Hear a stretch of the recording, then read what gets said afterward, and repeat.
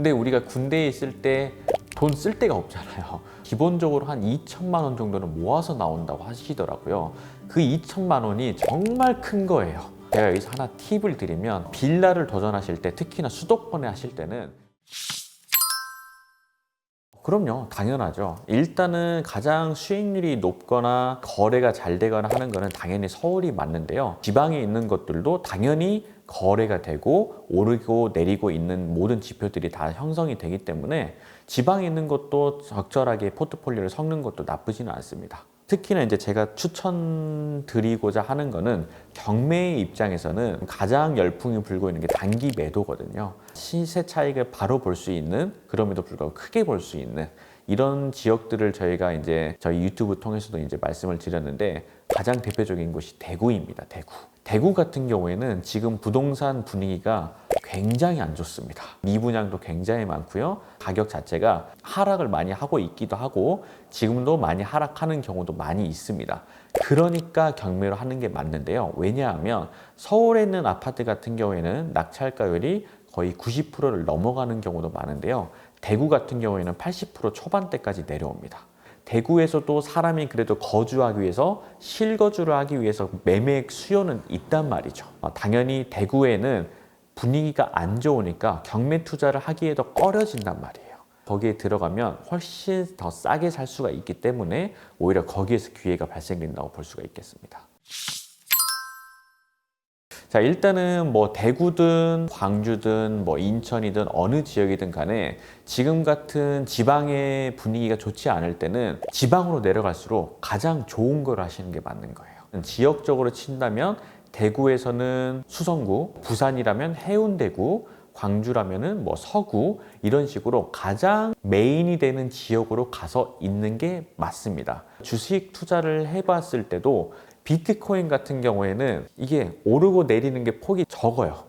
그런데 다른 주식이나 저렴한 다른 주목받지 못한 것들은 하락폭이 엄청 크고 반등하는 데 오래 걸리거든요. 이게 부동산에도 똑같이 적용이 됩니다. 지금 대구의 분위기가 아무리 안 좋다 하더라도 대구에서 수성구 같은 경우에는 그래도 거래가 충분히 활발히 이루어지고 다시 상승장 분위기가 왔을 때 제일 먼저 올라갈 확률이 높기 때문에, 한다면 각 지역의 대장이 되는 지역들을 공략하시는 게 맞다 보시면 됩니다. 대구를 기준으로 보면 대구에서는 수성구의 아파트, 빌라는 안 되고요. 아파트, 그리고 상가 같은 경우에는 지금 뭐 전혀 주택시장하고 다르게 형성이 되기 때문에 대구든 어디든 다 떠나서 가장 메인이 되는 지역, 뭐 대구랑 동성로 아니면은 광주라면은 금남로, 이런 데로 가시는 게 맞다고 보실 수가 있겠습니다. 지금 수도권 같은 경우에는 약간 상승을 하다가 보합장으로 들어갔는데요. 이제 수도권 같은 경우에는 워낙 사람이 많다 보니까 거래 자체가 활발히 이루어지고 있어요. 그런데 아직 더 상승을 더 할지 하락을 할지에 대한 미래의 불확실성이 있기 때문에 수도권 같은 경우에는 단기적으로 매도를 해서 시세 차익을 볼 수 있는 상품들 위주로 도전을 하시는데요. 가장 대표적인 게 수도권에 있는 빌라라고 보시면 될 것 같습니다. 지방으로 갈수록 아파트, 수도권일수록 빌라가 수익률이 높다라고 정리를 해드릴 수가 있겠습니다. 가장 좋은 거는 수도권에 있는 서울의 빌라를 한 채, 그리고 나머지 한 채를 한다면 지방에 있는 저평가된 아파트 한 채, 이렇게 해가지고 두 채를 가지고 이제 시간을 좀 보유하는 식으로 가져가는 게 최소한 2년 정도는 가지고 있을 거다라고 생각하시는 게 맞을 것 같습니다. 그럼 저 같은 경우에도 지금 서울 수도권에 있는 주거용 부동산을 또 빌라하고 아파트를 가지고 있고, 그 다음에 지방에도 하나를 또 가지고 있기 때문에 저도 이렇게 하고 있다는 거, 그래서 여러분들도 충분히 그렇게 하시면 좋은 수익률을 낼 수가 있을 것 같습니다. 첫 번째로 제가 이 영상을 시청하시는 분들에게만 좀 알려드리겠습니다. 서울에 있는 빌라 같은 경우는 거의 방 2개 아니면 3개인데요. 투룸 위주로 빌라가 공급이 많이 되어 있거든요. 오히려 3룸을 하시는 게 가장 좋고요. 연식은 5년에서 15년 이내 사이의 물건이 가장 수익률이 좋다라고 보시면 될 것 같습니다. 나는 더 큰 수익률을 내고 싶다라고 한다면 아까 말씀드린 경매 시장이 아닌 공매 시장으로 눈을 돌려보는 것도 굉장히 높은 수익률을 낼 수가 있기 때문에 이 세 가지 포인트만 기억하신다고 하시더라도 남들과 다른 수익률을 낼 수가 있을 것 같습니다. 실제로 경매 물건이 매일 수백 건씩 쏟아집니다. 그리고 매번 주인을 찾아갑니다. 경매를 도전하시는 분이 100분이 있다고 한다면 과연 내 자리가 있을까 하면서 실제 도전까지 가시는 경우가 10명이라고 보시면 됩니다. 100명 중에 90명은요, 고민하고 생각만 합니다. 그 중에 10명이 도전하고요. 그 10명조차도 나의 자금 상황, 나의 주택수 상황, 그 다음에 나의 대출 여건 이런 것들 때문에 도전할 수 있는 금액이나 물건도 또 분산이 됩니다. 그곳에 들어가면 정말 실제로 경쟁이 많지 않거든요. 내 거는 언제든지 나올 수 있고요. 언제든지 수익을 낼 수 있기 때문에 이 경매의 매력이 있다라고 보시면 될 것 같습니다. 실제로요, 경매 입찰장에 가보면 100명의 사람이 있는데요. 그 중에 실제 입찰에 도전하시는 분은 10%밖에 되지 않습니다. 학원에서 체험하러 오는 분, 그 다음 경매 동향이 어떻게 되는지 살펴보러 오신 분, 이런 분들이 거의 대다수라고 보시면 되기 때문에 경매장에 가면 그 많은 사람이 와, 내 물건에 다 들어올 것 같아 라는 느낌을 받게 되는데요. 실제로는 그렇지 않으니까 너무 걱정하지는 않으셔도 됩니다. 수원, 정말 많은 분들이 도전을 하시는 곳이기도 한데요. 아파트와 빌라, 크게 두 가지로 나눠보는데, 아파트는요, 정말 많은 거주자들이 계시기 때문에 실제 매매도 잘 이루어지거든요. 그만큼 경쟁자도 굉장히 많습니다. 그래서 수원 같은 경우에도 이제 아파트보다는 빌라를 도전하시는 게 좋은데요. 제가 여기서 하나 팁을 드리면, 빌라를 도전하실 때, 특히나 수도권에 하실 때는 빌라가 많이 밀집해 있는 지역을 공략하시는 게 좋습니다. 화성 같은 경우에는 여러분들이 떠올리실 때 동탄 신도시 아파트가 많이 있죠. 그 외 지역에는 사실 공장 창고라든지 논밭이라든지 이런 지역들이 많아요. 그런 곳에는 빌라를 도전하시면 안 됩니다. 왜냐하면 그 화성의 지역에는 아파트 수요가 많지 빌라 수요가 많지 않거든요. 화성은 아파트를 도전해야 되는 지역이고, 수원 같은 경우에는 아파트도 많지만 빌라도 굉장히 많이 밀집해 있어요. 그렇기 때문에 수원은 빌라의 수익률이 높습니다. 또 마찬가지로 고양시를 보면 고양시도 일기신도시인 일산이 있는 아파트들이 많지 빌라는 생각보다 많지 않아요. 그렇기 때문에 고양시는 또 아파트를 도전하는 게 맞고요. 그 지역이 어떤 부동산에 대한 수요가 많은지를 곰곰이 생각해 보면 이왕이면 어떤 걸 도전하는 게 수익이 높을지도 계산이 되실 거라고 생각합니다. 저도 짧은 기간 안에 이렇게 부동산의 눈을 파악하지는 못하겠죠. 수없이 많은 공부를 해야 되고요. 나 혼자 공부하기가 어렵다면 어떤 강의의 형태라든지 아니면 책의 형태라든지 이런 식으로 조금 공부를 하는 시간이 어느 정도는 누적이 필요합니다. 저의 하루 루틴은 첫 번째로 물건 검색을 합니다.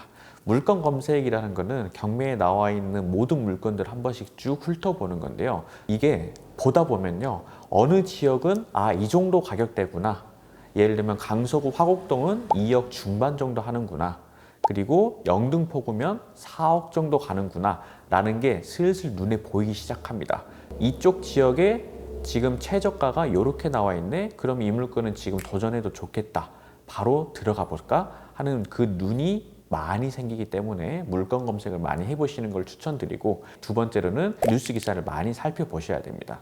특히나 부동산 쪽의 뉴스 기사를 많이 살펴보는 게 중요한데요. 뉴스 기사를 많이 보다 보면 최근의 동향이라든지 트렌드라든지 그리고 뭐 재개발이나 재건축에 관련된 이야기도 많이 나오기 때문에 그런 것들이 누적되다 보면 자연스럽게 여러분들의 머릿속에 자리 잡을 거라고 생각합니다. 제일 중요한 거는 경매를 하실 때는 시세 조사를 꼭 하루에 한 통씩은 도전을 해보시길 바라겠습니다. 하루에 한 통씩 부동산에 전화를 해가지고 이 부동산의 시세는 어떻게 되는지 조사해보는 훈련, 이런 것들만 하신다고 하시더라도 여러분들이 충분히 높은 실력을 가질 수가 있을 거라 생각합니다. 일단 맞지는 않고요. 지방에 있는 상권이 좋은 상가를 도전을 하실 때는 사실 그렇게 싸게 사는 게 쉽지가 않습니다. 왜냐하면 지금 금리가 확 떨어져 있는 상황이 아니기 때문에 거의 지금 시세대로 받아가게 되는데요. 다만 지금 시세대로 입차를 본다 하더라도 금리가 떨어지게 되면 대출 이자가 줄어들게 되고 월세에서 남는 순수익이 커지게 되면서 오히려 매가가 더 높게 형성되는 그런 현상이 생기기 때문에 지금 사실의 상권 좋은 상가를 경매로 낙찰받으려면 시세 대비 거의 95% 이상 가까운 정도로 낙찰받는 게 맞다라고 생각하시면 됩니다. 95%를 써더라도 당연히 시세보다는 조금 더 저렴하게 산 거고, 말씀드렸다시피 금리가 떨어지게 되면 그에 만큼 또 시세 차익이 거꾸로 올라가게 돼요. 그거를 노리고 들어가야 되는 게 지금 현재 상가의 시장이라고 보시면 됩니다. 사실 대부분의 경매하시는 분들이 지금 금리 인하 시기에 아파트든 빌라든 가격이 오를 거라고 생각하면서 도전하시는 분들이 많은데요. 연식이 5년에서 15년 이내에 좋아 보이는 빌라, 이런 것들을 도전하시는데 사실은 조금만 더 들어간다면 입지는 좋은데 연식이 오래된 빌라들이 있어요. 이런 것들은 정말 도전을 많이 안 하거든요. 내가 봐도 너무 노후됐어, 저거에서 어떻게 사람이 살 수 있을까? 라는 생각을 가질 만큼 오래된 30년 된 빌라 같은 경우에 오히려 반대로 생각해 보면 그곳은 환경이 열악하기 때문에 재개발로 넘어갈 수도 있거든요. 조금 긴 안목으로 본다면 여러분들이 단기 매도 차익이 아니라 조금 보유한다는 관점에서 가져간다면 경쟁은 더 줄어들게 만들 수는 있을 것 같습니다. 보유해야 될 상품이기 때문에 전세나 월세를 맞춰야 되는데요. 아무래도 노후주택이기 때문에 여기에다가 수리를 조금 해줄 필요는 당연히 있습니다. 특히나 이곳에 전세와 월세 중에 어떤 걸 맞추는 게 좋느냐 하실 때는 월세를 맞추는 게 중요합니다. 왜냐하면 지금 전세 시장 자체가 공시지가의 126%의 한도 안에 들어오는 부분만 전세를 거의 받는 실정이기 때문에 전세값이 생각보다 높지 않을 수 있어요. 차라리 그냥 월세로 돌리는 게 보유하실 때 훨씬 더 유리할 수 있다 보시면 됩니다. 기본적으로 해야 되는 건 도배장판은 당연히 기본이고요. 그 다음에 가장 효과가 좋은 게 조명입니다. 우리가 집에다가 조명 하나를 어떻게 쓰느냐에 따라서 분위기가 완전 달라지거든요. 저렴한 가격으로 최대 효율을 내는 게 조명입니다. 조명. 인테리어는 개인의 성향 차이이기도 하고 금액대로 달라지는데 도배장판은 기본이고 조명만큼은 꼭 필수로 좋은 조명으로 달아 놓으시기를 추천드리겠습니다. 저희 이제 회원님들 같은 경우에 도배장판 같은 경우는 당연히 한다고 했지만 조명 같은 경우에 일반적인 조명이 아니라 위에 뭐 가드레일처럼 길다란 조명을 주방에다가 깔아주는 거예요. 그런 느낌만 주더라도 훨씬 더 인테리어 효과가 높아지는데요. 특히나 제가 말씀드린 주방 쪽에 힘을 주시는 게 맞습니다. 왜냐하면 이곳에 들어오시는 전세나 월세를 들어오시는 분들이 가장 결정권을 가지시는 분들이 여성분이세요. 여성분들이 특히나 아무래도 주방 쪽에 시간을 좀 많이 쓰시기도 하다 보니까 주방의 인테리어를 조금 더 힘줘서 주시는 게 맞다고 보실 수가 있겠습니다. 화장실 같은 경우에 누가 봐도 그냥 깔끔하면 됩니다. 타일을 좀 교체를 해주시는 게 필요한데요. 요새 모던한 스타일의 약간 연회색 느낌의 타일들로 이렇게 조금 깔아주시면 그 정도면 충분합니다. 그런데 욕실에 너무 비싼 재료를 쓰거나 조명을 화려하게 하거나 그렇지 않아도 크게 상관없을 것 같습니다.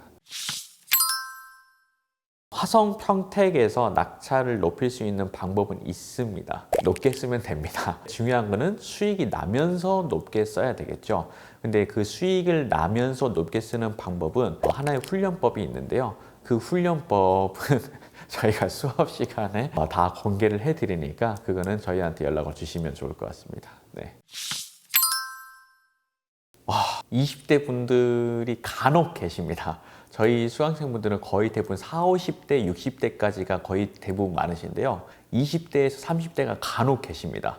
그런데 이제 20대, 30대 분들이 왜 없는가 또 생각을 해보면 20대, 30대 때는 뭘 몰라요. 재테크를 해야 되는지에 대한 자각을 하지 못하신 상태도 있고 생활을 하고 삶을 지내시다 보니까 이제 30대, 40대 넘어가다 보니까 이게 재테크가 필요하구나를 느껴서 뒤늦게 오시는 분들이 많으세요.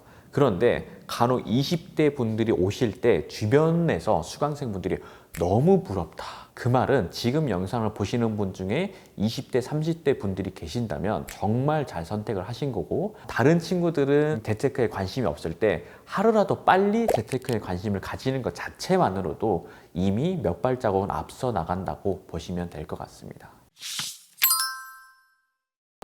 제가 만약 20대로 돌아간다고 했을 때 군대에서도 사실 월급이 요새 좀 많이 나온다고 하더라고요. 근데 우리가 군대에 있을 때 돈 쓸 데가 없잖아요. 기본적으로 한 2천만 원 정도는 모아서 나온다고 하시더라고요.